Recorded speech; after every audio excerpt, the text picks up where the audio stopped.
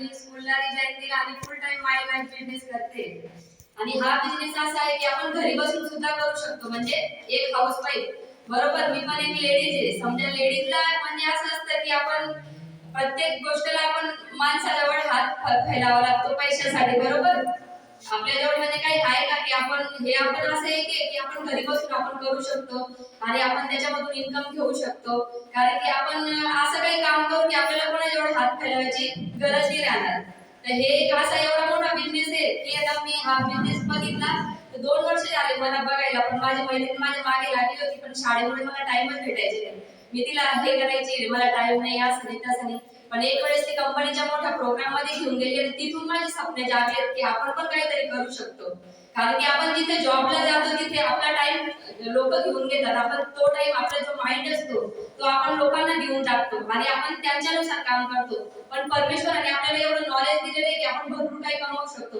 पण हा एक एवढा मोठा बिझनेस बघितला की याच्यामध्ये जो अंगठा छाप आहे ते सुद्धा पुढे जाऊ शकतात. पण बाहेरच्या दुनियामध्ये आपल्याला पुढे जायचं असेल तर डिग्रीचं घेऊन जावं लागतं. आपल्या त्याच्यावरून आपली सॅलरी ठरते की आपण तुम्ही केवढे शिकलेले आहात. पण इथे अंगठा छाप माणूस पण जास्त कमवू शकतो.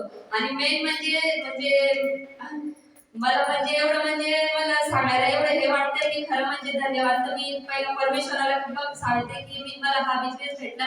नंतर माझे आई वडील की त्यांच्या पुण्यामुळे मला हा बिझनेस भेटला. कारण की भरपूर लोकांना भेटत नाही, भेटतो पण ते लोकांना कळत पण नाही. आणि मेन म्हणजे की आपण साधारण माणूस, आपल्याला म्हणजे स्वप्न असतात आपल्या काही गोष्टीचे, पण पैशांमुळे आपले स्वप्न पूर्ण होत नाही.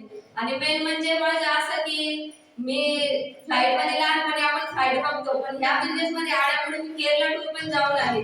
पण एवढी रडली त्या दिवशी की खरी आपण लहानपणी होतो तेव्हा बघायचो की खरंच फ्लाईट चालले, आपण कधी बसू का. पण कधी स्वप्न नव्हतं. पण ह्या बिझनेस मध्ये आल्यामुळे मला फ्लाईट मध्ये बसायला भेटलं. केरला टूर जाऊन आली. आता नेक्स्ट मंथ मध्ये मनालीला जाणार आहे, नंतर मग दुबईला जाणार आहे. म्हणजे इथे आपण सगळं काही करू शकतो. असं नाही की बिझनेसच आहे, आपल्याला बाहेर फिरायला पण भेटतं, सगळं काही इथे होतं. आणि मेन म्हणजे नॉमिनी फॅसिलिटी याच्यामध्ये. कारण की आज मी जे जॉब करत होते टीचरचं, तिथे मला जर काही झालं असेल किंवा माझ्या हसबंडला काही झालं तर आपण आपलं काही येते मुलांना ट्रान्सफर करू शकत नाही. पण हा एकमेव बिझनेस असा आहे की आपण आहे ना, आपल्याला काही झालं तरी पब्लिक आहे तिथे करणारच आहे काम, ते काही काम करणार सोडणार नाही. कारण की आपला बिझनेस असा आहे की जो रोज लागणार आहे. कारण की आपण जे वस्तू यूज करतो ते जिवंत आहे तोपर्यंत आपल्याला लागणार आहे त्यावेळेची वस्तू. तर आपण म्हणजे फक्त आपल्याला काय करायचे की आपल्याला फक्त दुकान बंदी करायची आणि आपल्याला बिझनेसची सुरुवात करायची. आज मी 3 दिवसापासून फील्ड मध्ये आलेली, इकडे कल्याणवरून इकडे आलेली, पारोडा चोपडावाडावर. इथं पण पाचोरामध्ये सोनाली मॅडमांनी बिझनेस जॉईन केलेला आहे.